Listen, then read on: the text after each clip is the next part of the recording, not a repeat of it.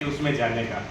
हर छात्र का ये एक सपना होता है जो मेधावी छात्र होता है, और हर माता पिता का ये सपना होता है कि उसका बेटा आगे बढ़े और सबसे बड़ी पोस्ट पर जाए। तो आप पिताश्री हैं और हम में से अधिकांश पिता हैं, तो हमें पता है कि कितनी खुशी होती है जब हमारी कोई औलाद बच्चे पढ़ लिख कर उस मुकाम को हासिल करे जो हर किसी का सपना होता है। तो आपने सपनों को हासिल किया है, तो मैं गोविंद जी को बहुत बहुत बधाई देता हूँ कि आपके सपने ऊपर वाले ने और आपकी बच्ची ने जो आपने सपने देखे।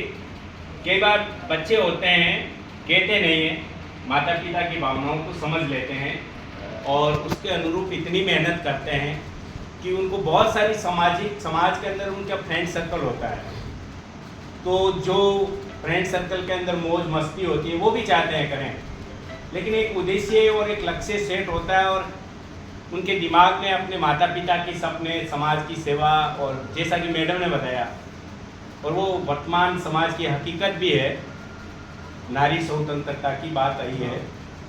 तो यदि लक्ष्य बनाकर मेहनत की जाए कोई भी मंजिला संभव नहीं है, ये ममता जी ने सिद्ध करके दिखाया है।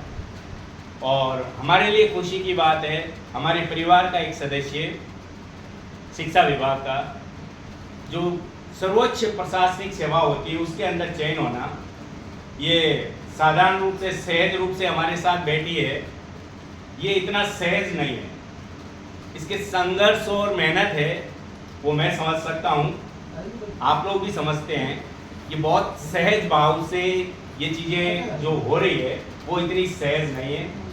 सहजता के लिए भी बहुत बड़ी साधना की आवश्यकता होती है, और ममता जी की साधना को मैं समझ सकता हूँ और इनके उज्जवल भविष्य की मैं शुभकामनाएं देता हूँ। आपकी साधना को भी सलाम करते हैं। साथियों, मैं कई बार जब जाता हूँ तो कहता भी हूँ, एक मलाला यूसुफजई हुई थी और उसने अपनी ऑटोबायोग्राफी में लिखा था, thanks to my father not cutting my wings, let me fly high in the sky. कि मैं अपने पिताजी को धन्यवाद देती हूँ।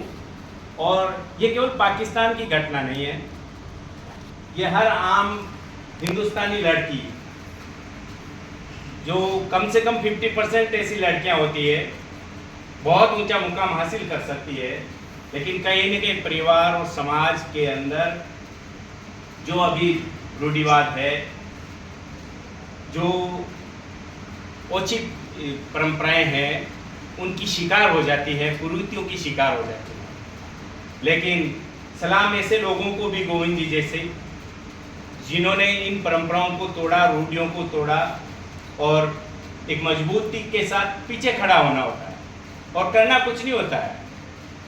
यदि आपके बच्चे को, ये बच्ची को, बेटी को ये आभास रहे कि मेरे पीछे मजबूती के साथ खड़े हैं और पूरी दुनिया की आवश्यकता नहीं है, केवल 2 आदमियों की, मम्मी और पापा की, तो वो कोई भी किसी भी लक्ष्य की तरफ कदम बढ़ा सकती है और कभी नहीं डिगेगी। ये मैं अपना अनुभव बता सकता हूँ।